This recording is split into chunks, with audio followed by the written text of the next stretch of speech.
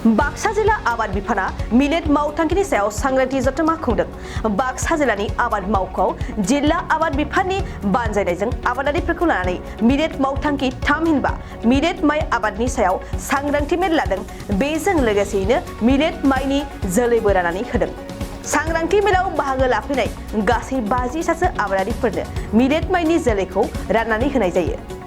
हाबाफारियावनो बाहागो लायो बाक्सानि जिल्ला बेंगिरि मासान्दा मेगादालिन, बाक्सानि DAO दुलाल दास, मसलपुर साब डिभिजननि आबाद बिफाननि सतीश तालुकदार आरो गोबां सरकारि मावख'आरिफोरा।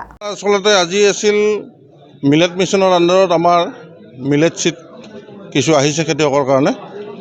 আমি প্ৰায় 11 কুইণ্টল সিড আমাৰ গোটেই ডিষ্ট্ৰিক্টৰ কাৰণে বাক্সা ডিষ্ট্ৰিক্টৰ কাৰণে আহিছে মিলেট মিছনৰ আন্ডাৰত। সেই সিডখিনি মিলেটৰ যিখিনি গুটি সেইখিনি আজি বিতৰণ কৰে, আনুষ্ঠানিকতাভাৱে বিতৰণ কৰাৰ কাৰণে আমি DC মেমক ইয়াত আনুষ্ঠানিকতাভাৱে উদ্বোধন কৰাৰ কাৰণে মাতিছিলোঁ আৰু সেই অনুষ্ঠানটোৰ ইতিমধ্যে শেষ হ'ল আৰু DC মেমে খেতিয়কক কিছু সাৰুৱা বক্তব্য ৰাখি পেলাই আমাৰ এই অনুষ্ঠানটো উদ্বোধন কৰিলে। আমি প্ৰায় আজি 50 জন কৃষকক বিতৰণ কৰিম, কিন্তু আমাৰ আৰু যথেষ্ট কৃষক আছে। আমাৰ প্ৰায় আমি 600-700 কৃষকক আমি এই সিডটো বিতৰণ কৰিম। গতিকে এইটো কণ্টিনিউ চলি থাকিব। আজি জাষ্ট আৰম্ভণিহে কৰিছোঁ আমি।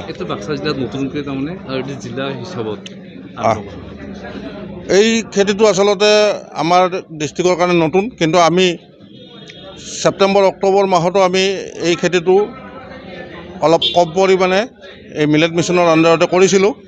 সেইটোত আমি বেছি ছাকচেছ হ'ব পৰা নাই। তথাপি আমি মোটামুটি প্ৰায় 15 কুইণ্টলমান গুটি মানে প্ৰডাকশ্যন পাইছিলোঁ টোটেল। এইবাৰ আমি যিটো আমাক দিছে মিলেট মিছনৰ আন্ডাৰত যিখিনি সিড দিছে, আমি খেতিয়কক বিতৰণ কৰি সম্পূৰ্ণভাৱে খেতিটো যাতে ভাল প্ৰডাকশ্যন পায় তাৰ কাৰণে আমি খেতিয়কক দিহা পৰামৰ্শ দি অনবৰত লাগি থকাৰ কাৰণে চেষ্টা কৰিম।